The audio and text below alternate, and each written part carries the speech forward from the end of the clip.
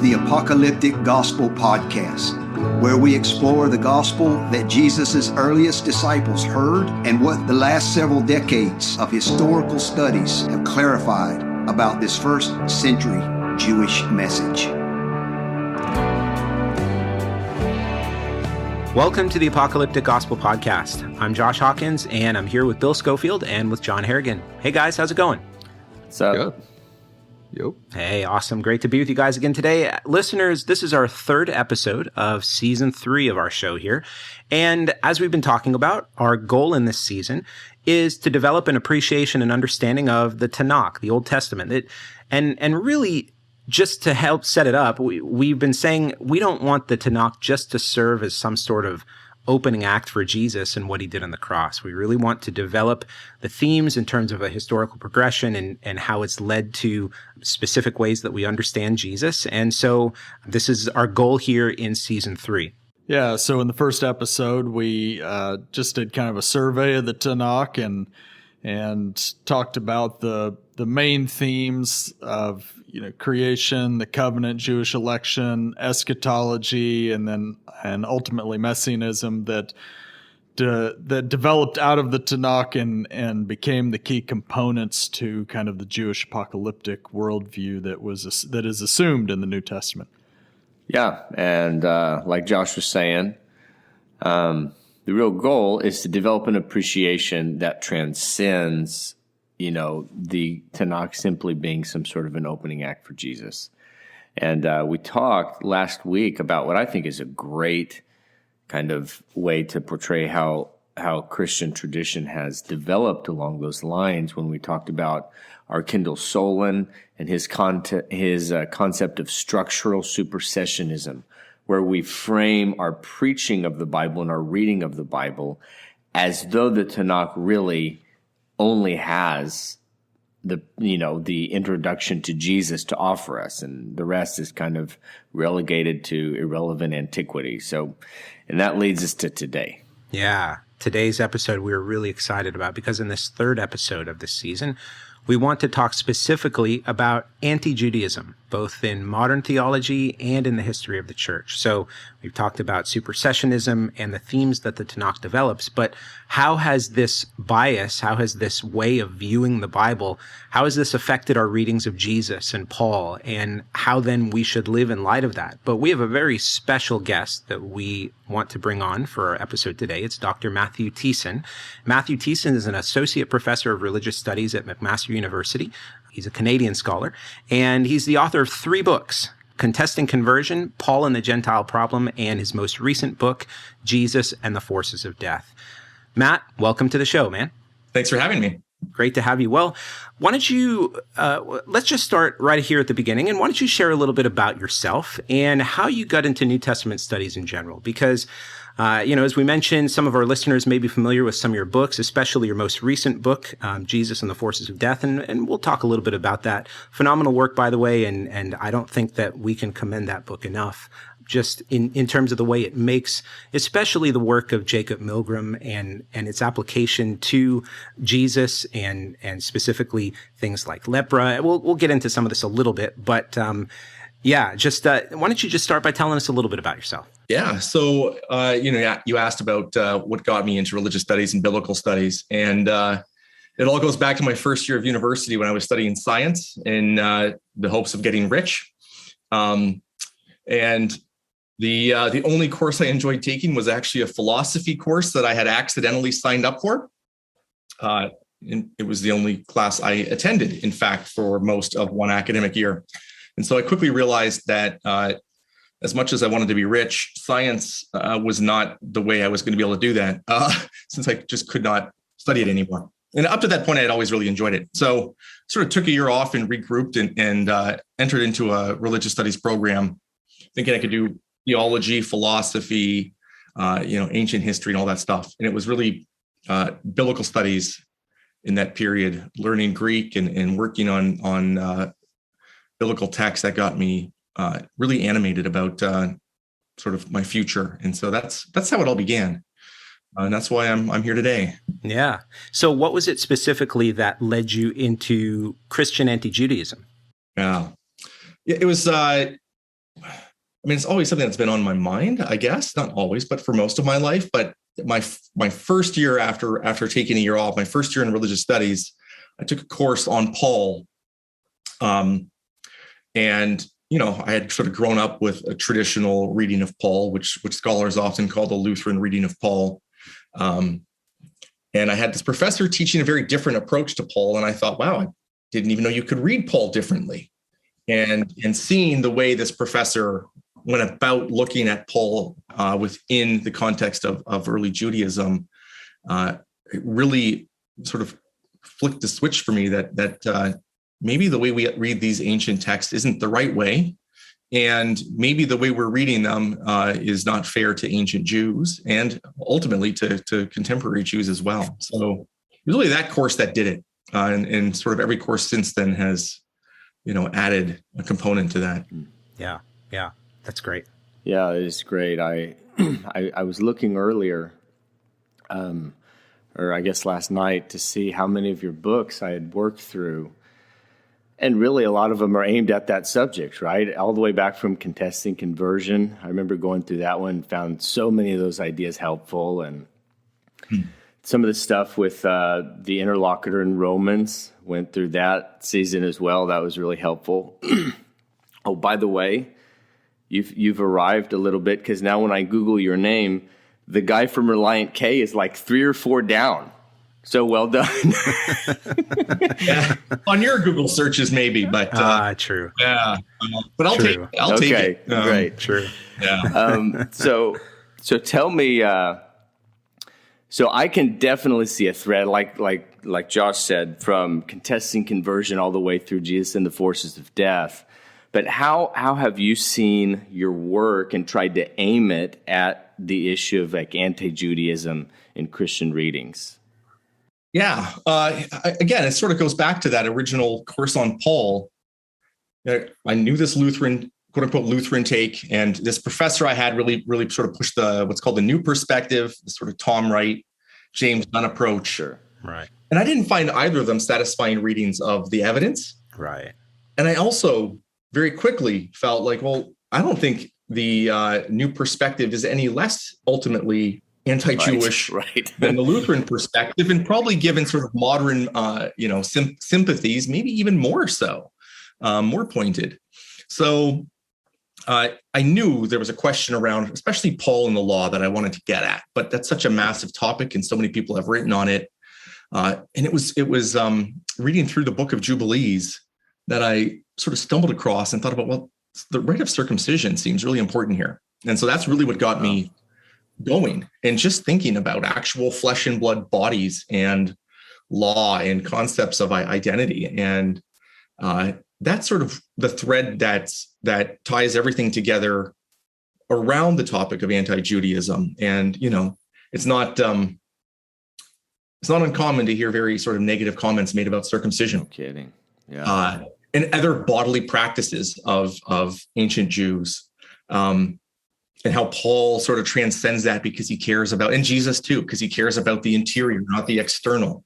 And it all feeds into this larger narrative of Christianity as a relationship, not a religion, which I think it's wrong. Right. On so many levels. And this sort of disembodied notion of what Christianity is, and the idea that just because you're concerned about body parts and what bodies do means you're not concerned about the internal, seem deeply unfair to ancient Jews and any other religious tradition, frankly.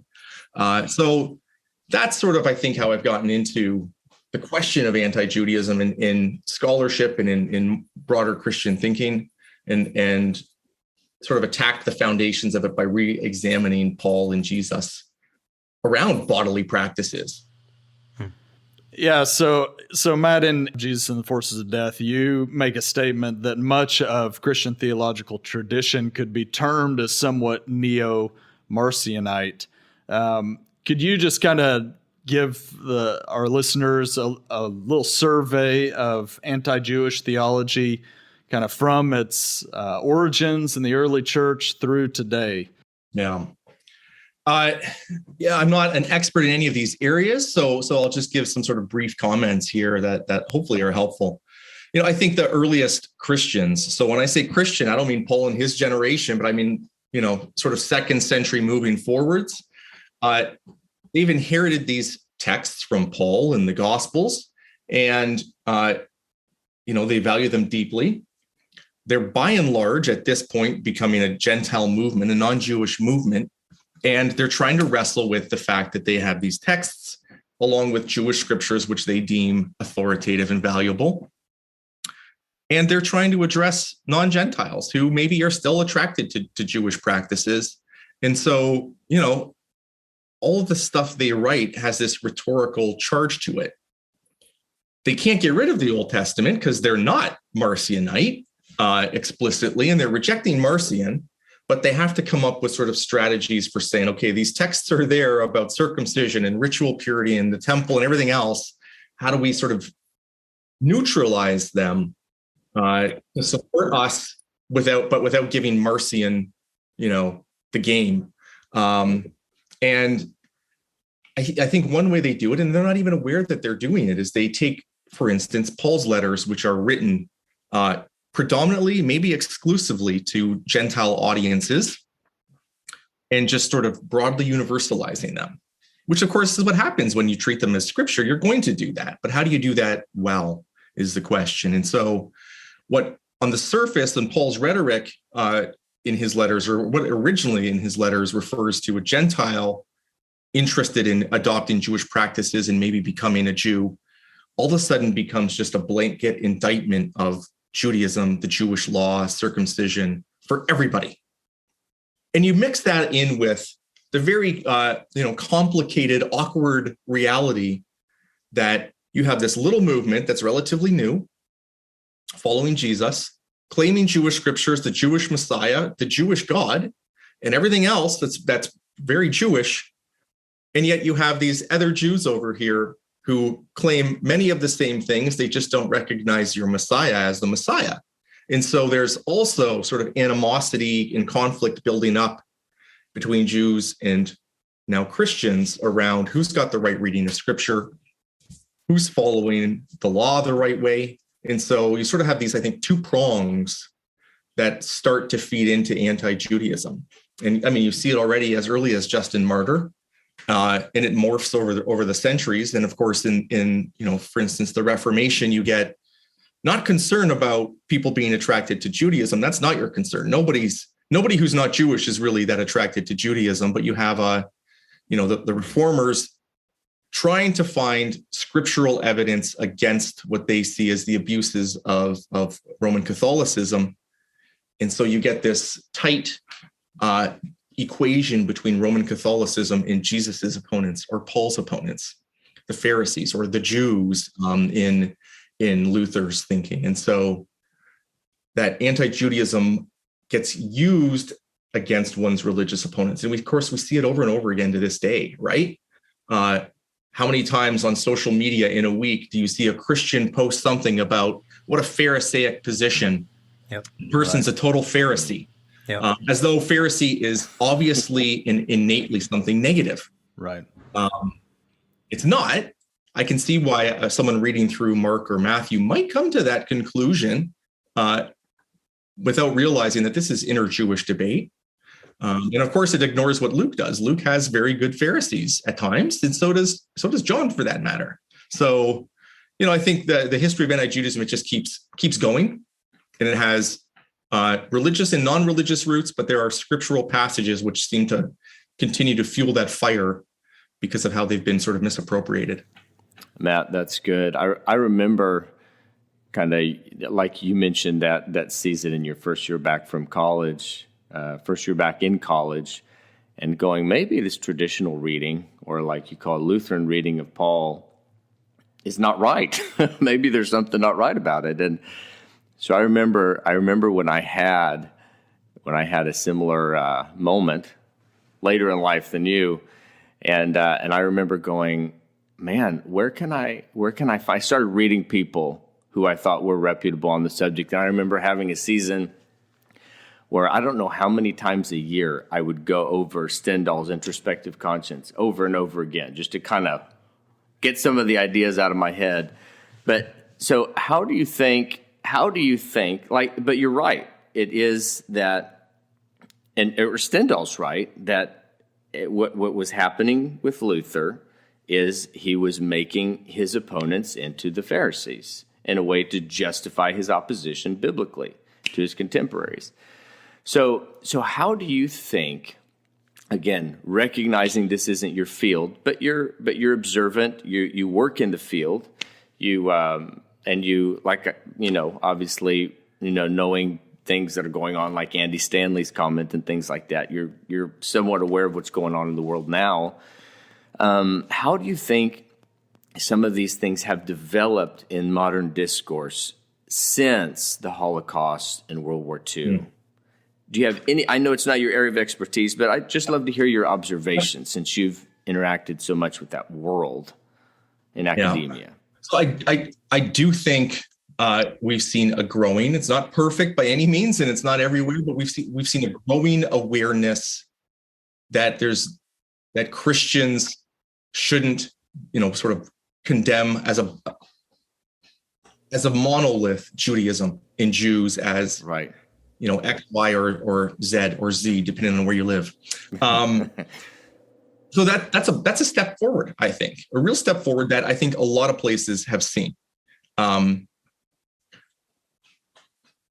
this is where I think the Pharisees, they act as a cipher for all Jews.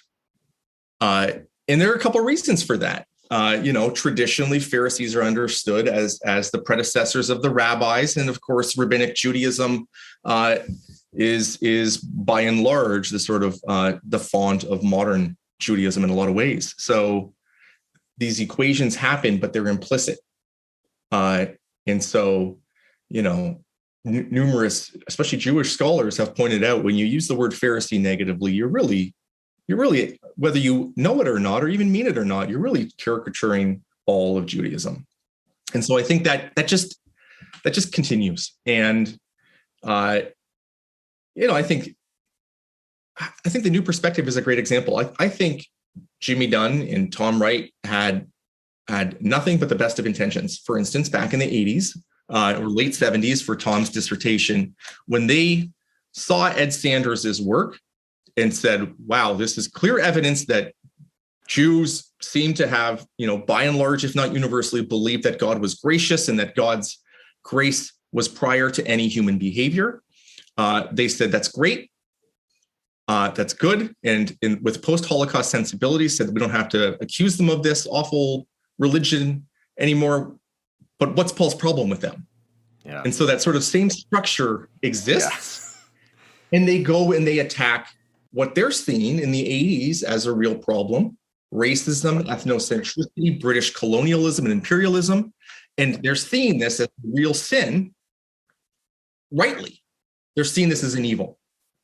But then they're trying to get that back into the Bible to have sort of a scriptural precedent for why they're condemning it.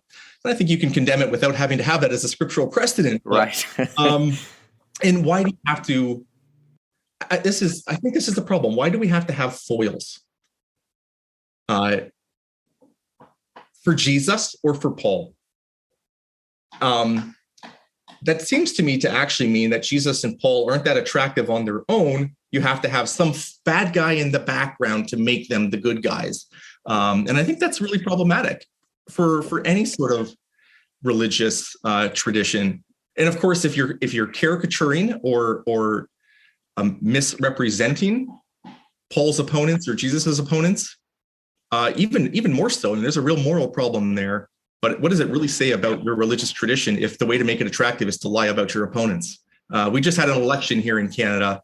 And of course, politicians say all kinds of things, and I have a fair amount of cynicism towards them. But if your whole platform is that guy's very bad, that's not a platform. You haven't said anything positive about yourself. You may be exactly right. That person may be awful. That party may be really, really awful in what it presents. But you need to have your own campaign about what you're going to do for the good of society. And so all of that is to say, I think, post-Holocaust, we're more sensitive, but I think we all have our areas where we're not seeing the way we're sort of reinscribing Christian anti-Judaism. And I say that, And I wonder in my own work, are there places where I'm doing something similar and completely oblivious to it?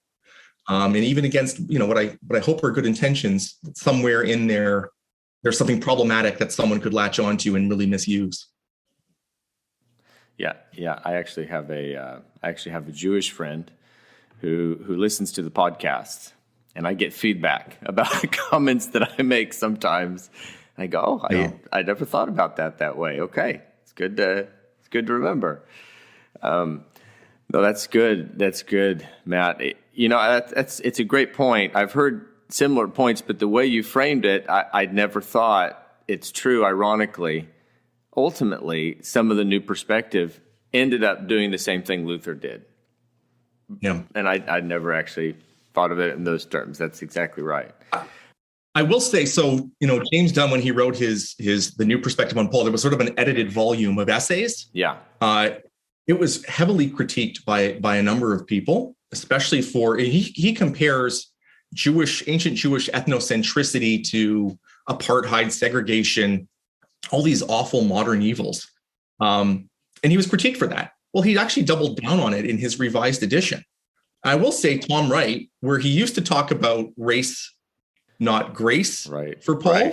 Right, grace. Yeah, the wrong grace, way. not race. Grace, not race. Judaism preaches grace.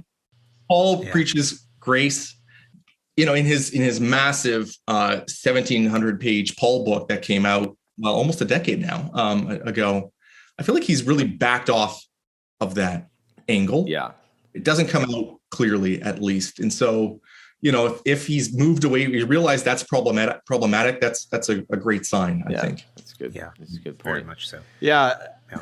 Talk to our listeners a little bit about some of the intra-Jewish polemic that's happening with Jesus specifically, because I think that's where a lot of the caricaturing happens, is that you have this really intense conflicts that happen with Jesus, and people just kind of create caricatures. They project Jesus against Judaism in general, rather than specific dynamics happening in first century Judaism. So, what are your thoughts on that?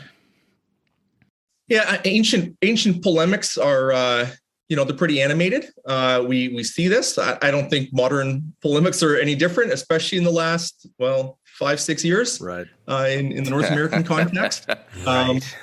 Now, mind you, our polemics can be heated and have real substance and real consequences, and they probably did in antiquity as well. But these were Jews debating how best to live out the Jewish law in fidelity to God's covenant that God had graciously made with Israel. And that's a heavy, big, important subject. Of course, emotions might run high at times. Polemics might get a little heated. But it wasn't a disagreement on the fundamentals. It was because they agreed on the fundamentals that they're having these arguments, these heated arguments, I think. And so, that's part of what you're seeing. I will also say, this is something I've actually wanted to research and write an article on. I do sometimes wonder if our translations make these interactions more heated than they actually are. Whenever we have, these discussions between Jesus and the Pharisees, is it questions in good faith? Yeah. Is it trying to trick Jesus?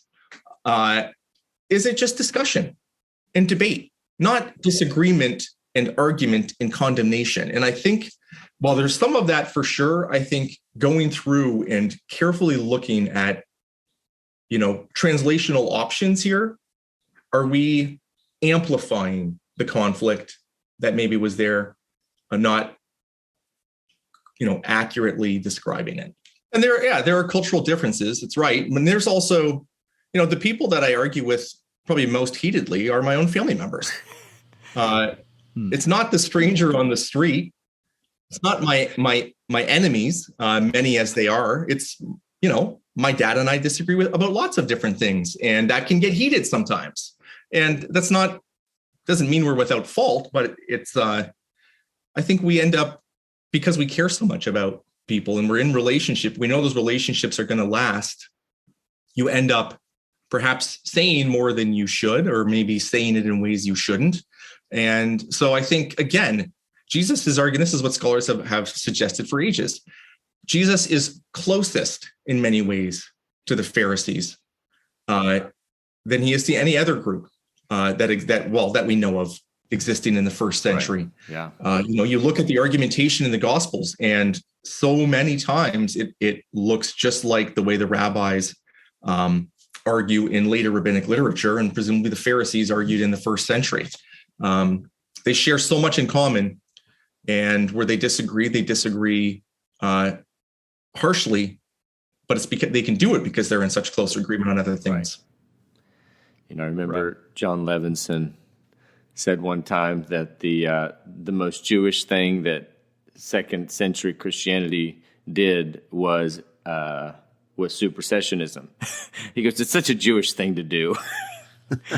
So Matt, I remember the first time I came across your newest kind of work on Jesus and the purity system was from a video someone posted from YouTube of it's like a round table where you're just reading a paper on Jesus and lepra. Oh yeah. Okay. Yeah. And I about fell out of my chair because I'd never heard anybody take some of Milgram's talks, and I know he references it briefly, and really try to play that out across the Gospels. Yeah. I thought, man, and then I remember I emailed you, and you're like, I'm actually working on a book. I was like, sweet. Okay. Now, I'd love to hear. So tell us a little bit about the book and how you think the kind of anti-Jewish bias, anti-Judaism bias has played into our overall reading of Jesus in a little more detail. Yeah, I will note, some things I do in the book are novel and some are not. There are others, Thomas Thiessen and Cecilia Wasson, both in Sweden now, have done some work on this, and actually extensive work on this, I should say. So I'll note that for you and for listeners. I'll check it out. I think so much of this, again, is, one of the things is I've never wore these. I was too old for this and out of this world at the time. But when those little bracelets came out, the WWJD bracelets, that gets mocked on some levels. But that's actually a question that Christians have asked for 2,000 years, roughly. What would Jesus do? Right. With the implication of, well, what should I then do? And there's a simplicity to that I think is problematic, but there's something about that I think makes sense for Christianity. If Jesus is doing things that you don't do, you might feel like, oh, shoot, I should be doing them or something. And so Christians for virtually 2,000 years have not practiced, for instance, ritual purity laws. Right. So if you see Jesus in the Gospels interacting with the ritually impure people, you have a predilection, at least, to look and say, okay, so clearly Jesus doesn't approve of the ritual purity laws. So what is this story doing? So I think it's not anti-Jewish in the sense of any sort of like explicit anti-Judaism. It's, we don't do these things. So obviously Jesus didn't do these things. So these stories have some meaning that shows he's abandoning the law. Right. And I think that you see that over and over again reading through these stories. And, the case of the man with lepra, it's Jesus' second deed of power, or what we call a miracle in the Gospel of Mark, where we have a man with this condition, often referred to as leprosy in English, and it's not, just minor skin conditions of various sorts. The man comes and says to Jesus, if you want, you can make me clean, pure. And Jesus says, I desire, be pure. Which he heals the man of his lepra. I don't know how that, shows Jesus abandoning concern about ritual purity. That would be, I think, akin to saying, well, this person doesn't believe in COVID. How do I know this? It's because he went and got the vaccination. Right. You don't treat a condition that you don't believe exists or don't believe is significant. Well said.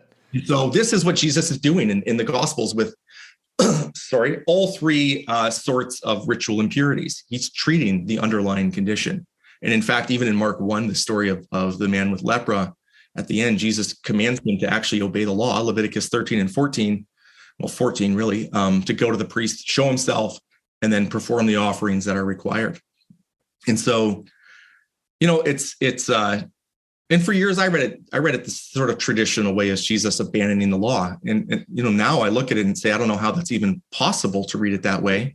But we get trained in these readings, and then those sort of, it's like, water running down a hill. At some point, it creates a little track, a little divot or a valley, and then the water naturally runs there without even trying to. And that's what I think happens in our interpretations of the Bible.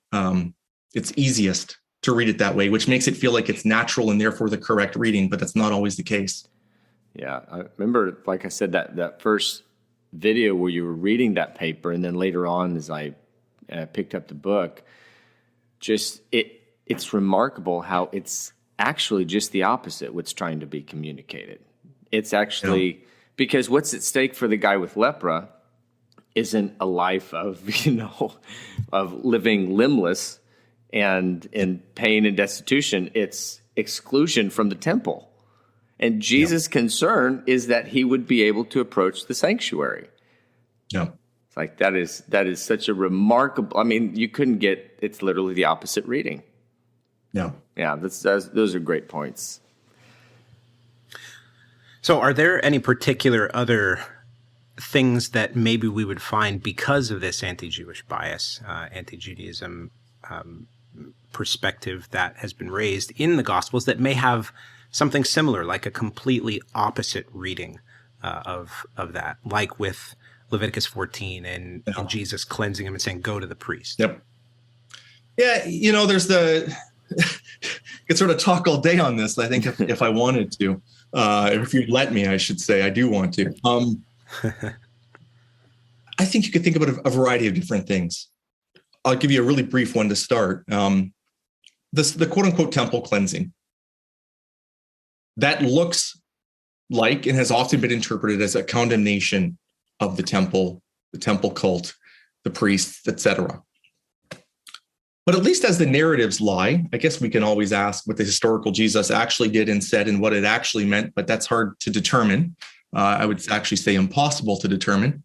The whole point is Jesus is very upset about how the temple's getting used. And you're only upset about how something's getting used if you care about that thing, right? I don't really care what my neighbor does with their yard. If they want their dogs to poop in their yard, sorry, I'm giving a crass example here. I guess go for it, although I really enjoy that. Never mind, it does bother me. But if their dog uses my lawn for a bathroom and then it's there when I wake up the next day, I get very upset about that. Right. And if I have to see it on anybody else's yard, you know what I mean? I'm giving you a long analogy to explain everything you already know. So it's the whole point is he only protests what's happening there because he cares, because it's holy. It's a house of prayer and it's being misused, not a condemnation of the temple. Now, it might be that the temple has been so badly misused that it's currently not functioning. It's not efficacious. Right. And so maybe it has to be cleaned, or maybe it has to be abandoned for a while or for a time, or who knows. So that's one example. I think the other one, and this is a larger one, there are Sabbath controversies. There are all these stories. The majority of the stories about Jesus in law are really about the Sabbath. And over and over again, there are accusations about Jesus not keeping the Sabbath properly. Well, all but one of those instances, what is he doing on the Sabbath? He's not cooking hamburgers and selling hamburgers at a hamburger stand. He's not working. He's not earning a living. He's healing. He's not mowing the grass. He's healing people. And so the question is this a form of work? Is this a form of work that's legitimate or illegitimate on the Sabbath? Not the Sabbath is irrelevant. It actually seems, at least the way the gospel writers portray it, that Jesus thinks Sabbath is a particularly great time to heal people. Why? Because the Sabbath is a day of joy. It's a day for life. And so restoring life and joy to people is integral to the Sabbath. Now, that's suggesting that what Jesus is doing takes precedence over Sabbath rest. And that's a controversial claim. But in later rabbinic tradition, and this is maybe something listeners don't know so well, the sort of paradigm for how to read the law, over and over again, rabbis talk about this. Maybe it wasn't universally held, but was the preservation of life, what's referred to as pikuach nefesh. And to this day, Jews will point to that principle for how to interpret the law properly. So in rabbinic tradition, if a house falls down because of an earthquake on the Sabbath, you start digging right away. Doesn't matter if it's work. You get down to work to save life, because that person's life trumps Sabbath rest. And this is exactly what Jesus is doing in the Gospels and what he says he's doing. That Sabbath is created for humanity, not humanity for the Sabbath. And so what we look at and say, oh man, that's so, whatever word we want to use, progressive, liberal, such an abandonment of Judaism is actually just what later rabbis would agree with. Of course, the question is Jesus actually doing this in these gospel narratives? And what does it say about who he is? And so the question of his identity, I think, is really where the root of these questions should be. Yeah, I think that's a great point as far as just kind of, those specific Jewish things that are flashpoints in the Gospels, that the way those polemic interactions unfold, it's like the anti-Jewish bias ends up slanting the approach to those interactions against Judaism in general, and therefore pits Jesus against kind of the worldview that particularly the Pharisees, but Jews in general, are holding at the time. And when in actuality it's exactly the opposite, that he cleanses the temple because he has zeal for the temple. He heals on the Sabbath because of his esteem for the Sabbath.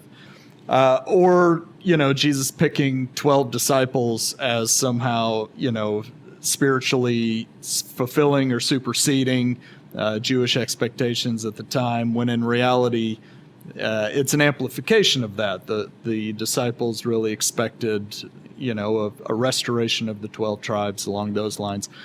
So I think a lot of those same dynamics happen with Paul, because Paul has, intra-Jewish polemical interactions.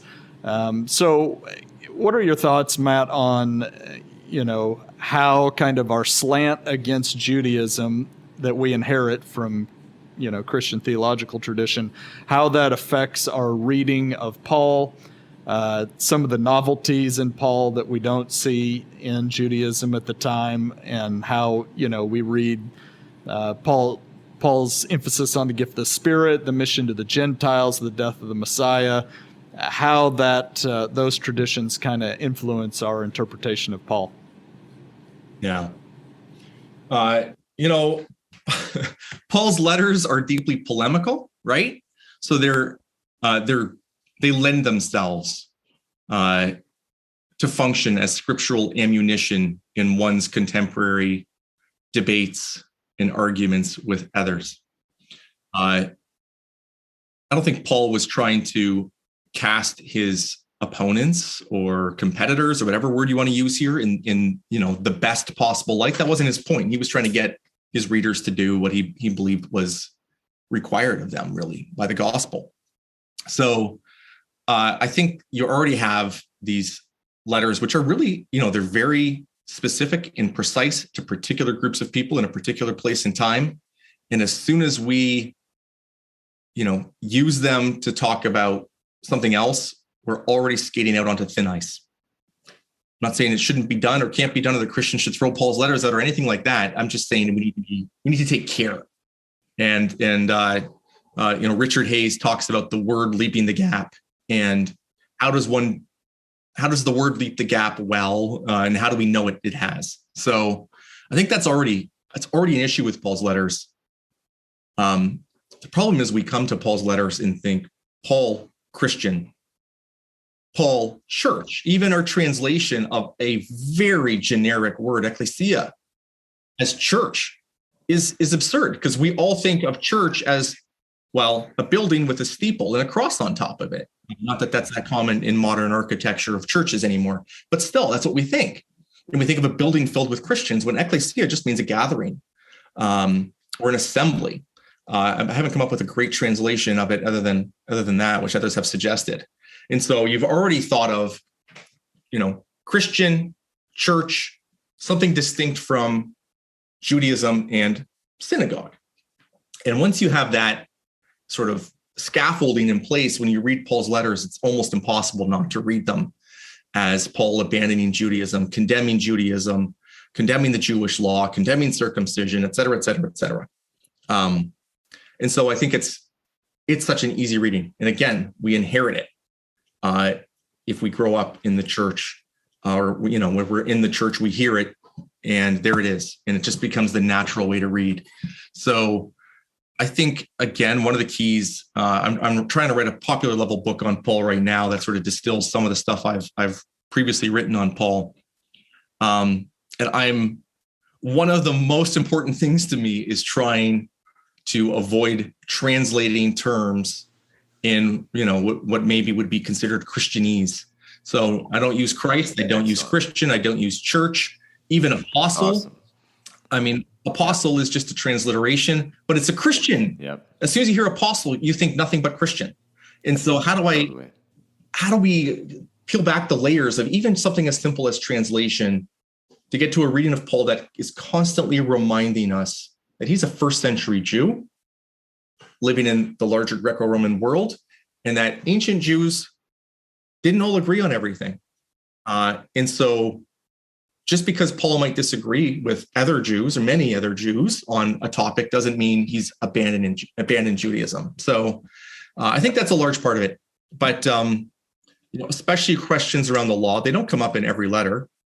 And this is something I think we've inherited from Luther, to see it's always law versus gospel, works versus faith. Well, that doesn't appear in all of Paul's letters. And he talks about good works very positively at times. So it all depends on remembering that this contrast is not everywhere. And where it's somewhere, it seems to be always in a context of the question of whether Gentile believers in Jesus should pick up the law. And that's when Paul gets at his most polemical. And his whole point is that Gentiles absolutely can't keep the law. They're all the aspects of the law. He's not, completely law-free, as Paula Fredrickson has shown nicely. There are lots of things that Gentiles have to adopt. They've entered into a fundamentally Jewish movement. They just aren't supposed to do the things that are distinctive to Jews in terms of like circumcision, Sabbath, etc., food. We have to constantly keep that in mind, not extrapolate a negative comment about circumcision to mean Paul thinks all circumcision, for instance, is mutilation, which he says in Philippians 3. That's hard to do. And it's hard to convince readers of that. Yeah, I just did a survey here on the book of Galatians, and I came out of that just Galatians is a strange book. Like, Galatians is a unique, awkward situation, I think, from Paul's perspective, that is not the norm. In my mind, like 1st and 2nd Thessalonians would be the norm for Paul relating to Gentiles. But you have a very unique and more strange situation happening in the Galatian churches that is not happening elsewhere. But when you get kind of a Paul versus Judaism approach, then, the book of Galatians becomes central to justifying that approach. Whereas if you have Paul within Judaism discipling the Gentiles into the Jewish apocalyptic hope, then 1st and 2nd Thessalonians would be much more normal as far as kind of how Paul would relate to Gentiles in general, I think it's great to remember, and this is something that modern scholars have really pushed back on in the Lutheran view, is when you look at Paul's letters, you're not seeing law versus gospel, faith versus works, justification by faith everywhere. It's in a couple of letters, and it's not unimportant to Paul, but it's not actually central. It seems to be, in some ways, a reaction to controversies that have arisen after Paul started his mission, not before. When he first started preaching, there's nothing about circumcision in Thessalonians, right? There's nothing about law observance in First Thessalonians. That's not the concern. So it's really important to look at, well, what is, I don't know that we can ever find a center for Paul. I have some concerns about that kind of thinking, but I do think that Albert Schweitzer over 100 years ago was right. It's participation in Christ, in being in the Messiah, is central to Paul's theology. And only when this controversy arises about, well, maybe Gentiles need to become Jews, does Paul say, wait a minute, why would they need to become Jews? They're already in the Messiah. And if you're saying they need to become Jews, you're saying that being in the Messiah isn't sufficient. And as soon as you say being in the Messiah isn't sufficient, I am going nuts, Paul says. That's deeply concerning. And so I think there are real structural differences, I think, in Paul's mind, between Jewish law observance, Jewish believers observing the law, and Gentile believers observing the law, because Gentile believers come to Jesus and then they're adding the law suggests Jesus ain't enough. Whereas Jewish believers, they already have the law. This is just part of their heritage. They have received it from their parents and are bequeathing it to their children, and they're adding the Messiah to that. This belief that Jesus is the Messiah to that, suggesting, again, the Messiah is what is, that's fundamental. Jewish law observance is important for Jews, but it's the Messiah getting added to it. That's the goal. And so, or the telos, as Paul says in Romans 10:4. So I think you're right. Like, it depends on where we start. Obviously, questions around the Jewish law are going to focus, especially on Galatians and Romans, because that's where we get so much of it.